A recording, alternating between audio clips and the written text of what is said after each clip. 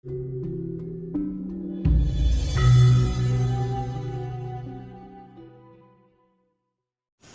gini loh, sholat itu karena kita diberikan hidup oleh Gusti Allah. Jadi kewajiban kita untuk kembali mendekati Gusti, itu sholat.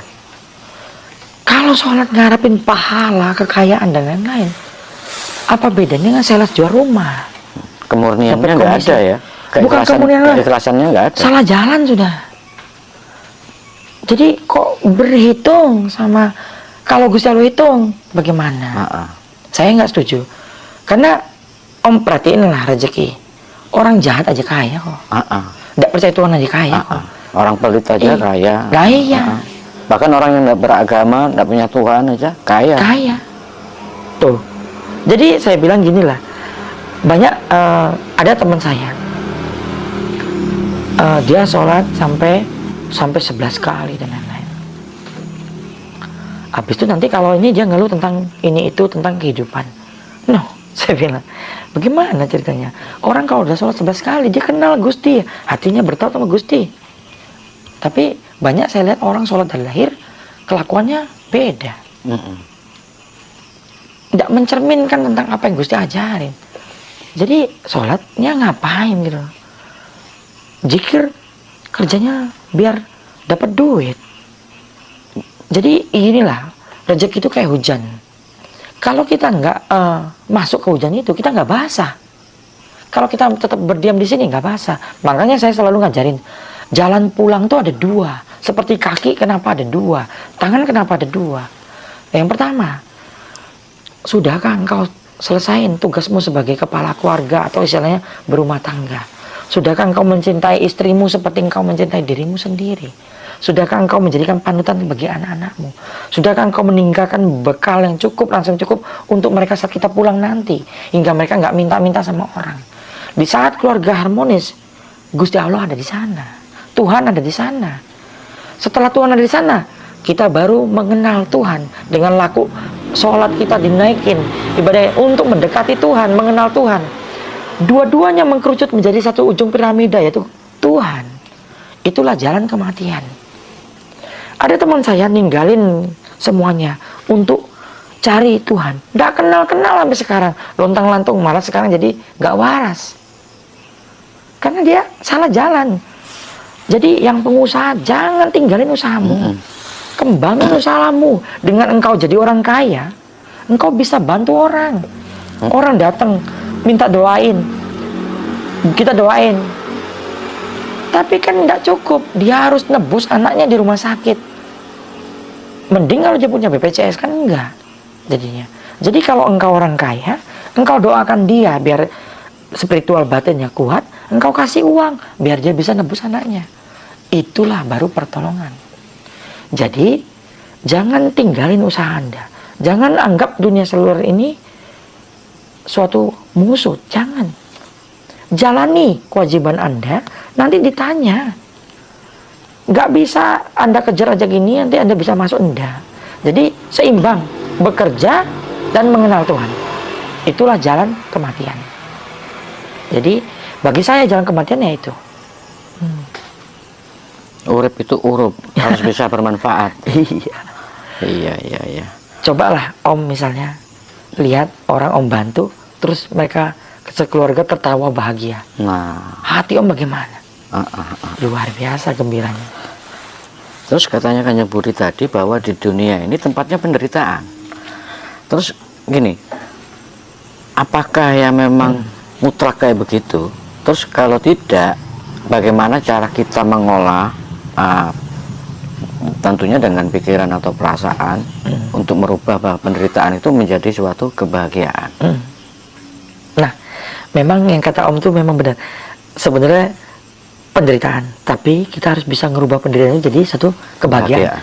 Itu memang poin yang luar biasa dalam kehidupan pengajaran guru saya dulu. Memang kita harus mengubah penderitaan jadi kebahagiaan. Jadi begitu penderitaan datang kepada kita, kita lihat dulu kenapa ini terjadi. Kalau saya gitu pasti cek, kenapa saya ini terjadi. Nanti saya lihat, nanti saya akan temukan, oh ternyata ini terjadi ada maksud tujuan ini. Nah, saya selesain ujungnya itu. Setelah saya selesai ujungnya itu, penderitaan itu berubah, Om. Jadi suatu kebahagiaan. Tetapi penderitaan itu tidak akan berhenti, Om. Akan muncul penderitaan baru. Iya kan, kita harus diuji terus biar grade-nya naik kan? Betul. Jadi gini, makanya saya punya prinsip gini, yang terjadi hari ini cukup terjadi hari ini sampai matahari terbenam. Besok pagi, ya beda lagi. Makanya orang bilang, Kanjeng Budi ini aneh. Hari ini marah-marah sama saya, besok paginya enggak. Loh, ya memang kayak gitu. Yang terjadi hari ini boleh saya marah. Itu misalnya, Om Dodi, gini marah saya. Ya besok ya beda, udah lewat itu. Iya, itulah manusia. Harus bisa seperti itu. Nah, saya belajar itu setiap hari. Karena kan kita kadang-kadang nggak bisa tuh tiba-tiba naik emosi, marah, pasti terjadi. Tapi cukuplah sampai matahari terbenam. Besok pagi adalah hari yang baru, rezeki yang baru, suasana yang baru, penderitaan yang baru. Tapi kalau saya enggak, kebahagiaan yang baru. Oh iya. Jangan melulu mengharapkan penderitaan. Nah. Jadi jangan salah, Om. Orang punya banyak uang itu suatu jalan penderitaan. Bagaimana dia bisa memanage uangnya? Iya, iya. Iya. Kan orang kalau punya banyak uang, Om, cenderungnya tuh nggak apa, Om. Pertama sombong. Kedua, dia nggak akan mau keluarkan uang itu untuk yang lain. Dia anggap dengan dia menumpuk uang itu semakin banyak, dia semakin kaya. Itu konsep yang salah. Nah, menjaga kesadaran, itu kan kesadaran berarti. Betul. Dibutuhkan untuk agar tetap bisa eksis, bisa sadar, mensinkronkan antara pikiran dan perasaan. Nah, ketika orang itu bisa mempertahankan kestabilan kesadarannya itu dan selalu berpikiran positif, menurut beberapa pakar ahli seperti yang dari luar itu tentang law of attraction, itu akan bisa menarik pundi-pundi rezeki masuk ke kita. Kalau menurut Kanjeng Budi, apakah setuju juga dengan pendapatnya beliau? Betul itu, setuju saya. Cuma saya caranya beda. Saya nggak ngikutin cara yang itu. Makanya kalau saya pribadi, saya sengaja membuka titik cakra saya. Karena pundi-pundi rezeki itu bagaimana kita tetap sadar terus, bagaimana kita tetap positif terus itu kan harus ada daya upaya. Makanya saya menggunakan teknik yang berbeda. Saya membuka cakra saya, membuka cakra jantung saya. Jadi begitu saya misalnya energi negatif menyerang saya, jadi kan saya mulai nih pikiran positif itu berkurang, itu menurun itu. Nah, saya biasa kembangin diri saya itu hingga saya menyadari, wah ini tidak enak nih. Saya lakukan grounding, saya lakukan kembali positif. Baru, tetapi mesin cakra itu harus diperintah untuk menarik yang pundi-pundi rezeki tadi dari segala penjuru. Jadi ibaratnya kalau saya menggunakan cakra, tapi kalau orang lain kan menggunakan dengan sugesti, dia bangun, saya hari ini sukses, saya hari ini, itu sama itu. Tapi bedanya kalau saya lebih suka menggunakan teknik cakra. Oke, ini saya ingat ini ngomong-ngomong tentang membuka cakra jantung. Rencana Kanjeng Budi kan mengadakan acara di Bekasi kan, tanggal 24 Agustus ya. Itu nanti di sana kira-kira nanti apa materinya sama atau ada tambahan lagi atau gimana? Jadi basicnya sih materinya sama, tetapi dari pengalaman dua kemarin ini ada banyak nanti perubahan yang saya mulai ubah. Kan saya bikin persentase tuh, yang berhasilnya berapa, yang berhasilnya berapa. Jadi waktu yang kedua ini tingkat keberhasilan tuh tinggi daripada tingkat yang waktu pertama. Jadi saya mulai koreksi. Nanti pembersihan tetap dilakukan di utama, pembukaan cakar tetap dilakukan utama, tapi di sini akan ada penambahan, saya harus segel. Karena saya lihat, segel itu penting banget. Karena mereka ini kebanyakan kan bukan seorang spiritualis, kebanyakan pengusaha dan lain-lain. Jadi penting banget segelan tuh. Mereka kadang-kadang nggak sempat untuk meditasi, nggak sempat untuk apa. Jadi akhirnya tertutup semula. Biar mudah dipahami, kata-kata segel itu kayak apa? Maksudnya gitu. gini, mesin nanti yang magnet rezeki itu sebenarnya adalah mesin jantung, mesin cakra jantung. Walaupun pendapat orang banyak, ada yang bilang cakra ini, cakra ini. Tapi saya sangat percaya cakra jantung karena banyak sekali hasil yang muncul dari situ. Misalnya yang ada yang kemarin itu datang Om dengan mempertaruhkan dananya. Terakhir kalau dia pulang dari situ semua terjadi penyitaan ya.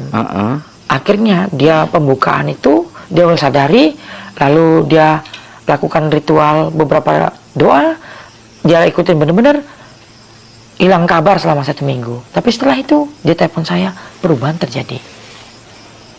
Jadi dia kembali sukses. Dia bilang kasih waktu, nanti dia akan kesini lagi. Jadi dari situ saya lihat nih, oh dia tetap bagus nih. Nah ada beberapa kemarin datang, cakra jantungnya karena pas dia berhadapan dengan dia tertutup kembali. Nah jadi dari situ saya pikir mau nggak mau saya harus segel. Gitu. Itu yang mengakibatkan tertutup kembali itu kayak apa? Ada 2, internal sama eksternal.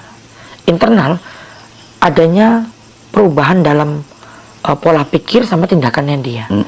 Eksternal dia terpengaruh oleh hantaman oleh energi negatif alam atau dibuat orang atau dibuat goib. Misalnya perusahaannya diganggu orang, jadi dia bisa terkena di sana. Oke. Kanjeng Budi kan seringkali bilang kalau misalnya nanti di kelas itu akan ada pembersihan energi negatif. Iya.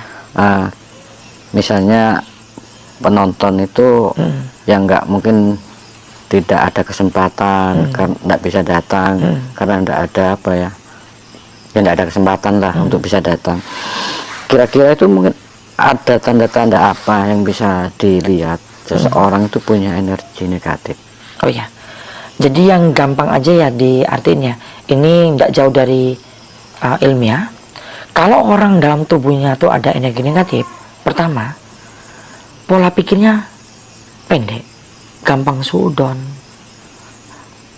nafsir yang salah tentang orang, ngomong gimana dikit dianggapnya berbeda. Itu energi negatif yang di tubuhnya terlalu besar. Jadi orang ini buat gini aja dianggap salah.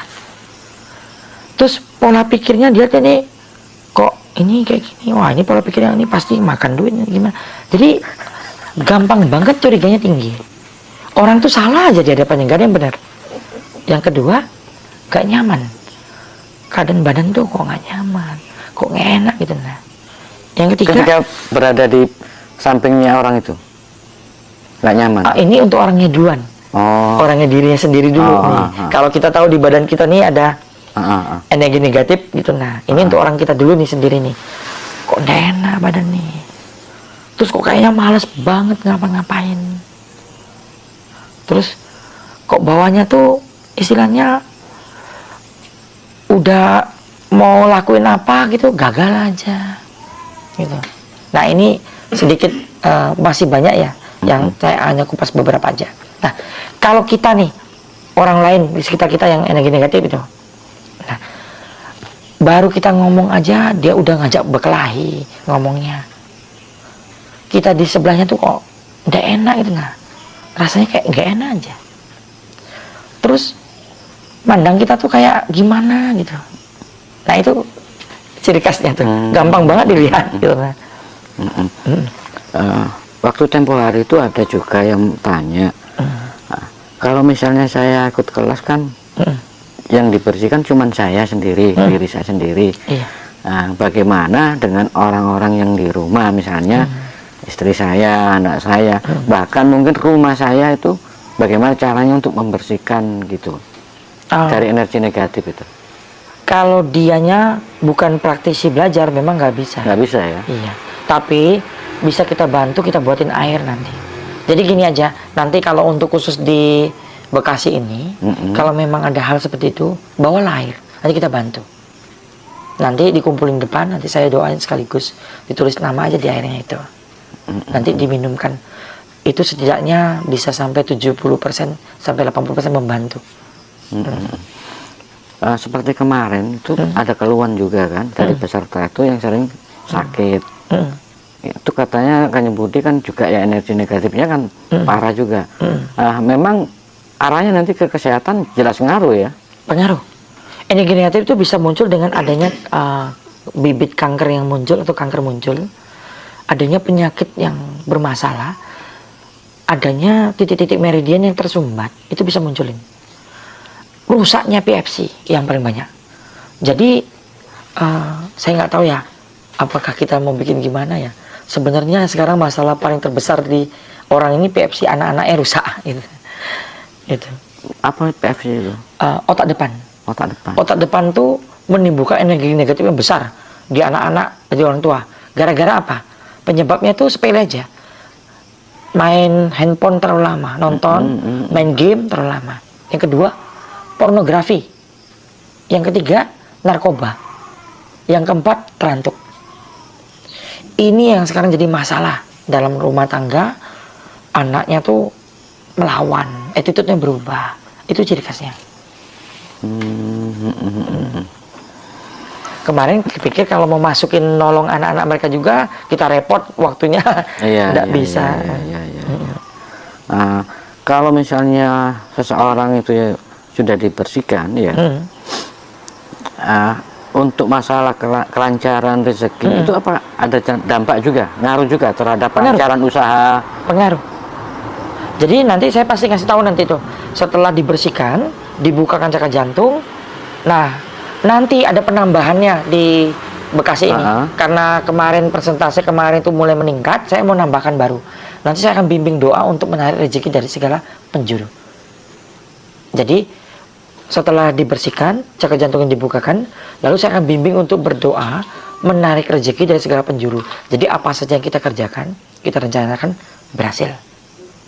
Jadi itu penambahan nanti jadi penambahannya itu ada beberapa segelan, menyegel cakra jantung tadi, menambah doa yang itu tadi.